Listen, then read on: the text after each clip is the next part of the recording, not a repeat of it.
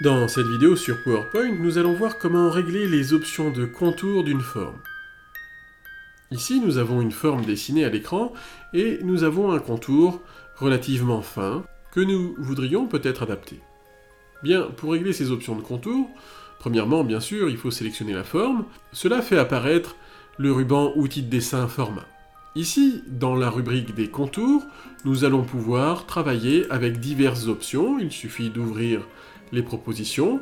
Vous allez pouvoir travailler sur les couleurs de contour, sur le fait de ne pas avoir de contour, qui est aussi une option.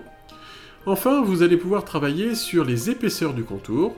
Diverses épaisseurs sont déjà préprogrammées, mais si ces épaisseurs ne vous conviennent pas, vous pouvez aller sur Autre trait.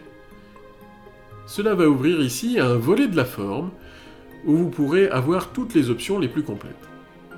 Notamment ici, je vais pouvoir travailler sur la largeur de mon contour. Si je veux mettre un contour qui fait 20 points d'épaisseur, je n'ai qu'à taper ici les 20 points.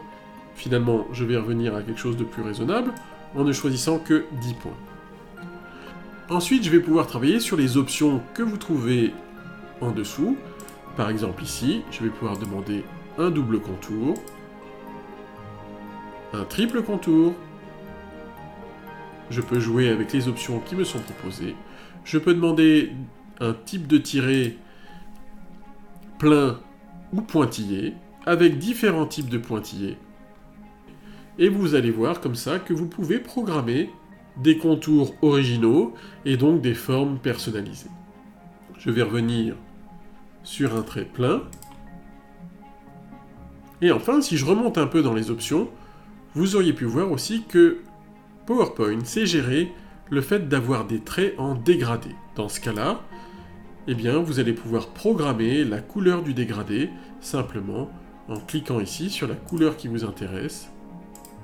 Et le dégradé va pouvoir se programmer et le contour sera maintenant affiché en dégradé. En conclusion, on peut dire qu'il y a donc relativement suffisamment d'options de traits pour gérer les contours comme vous l'entendez. Je vous remercie d'avoir visionné cette vidéo.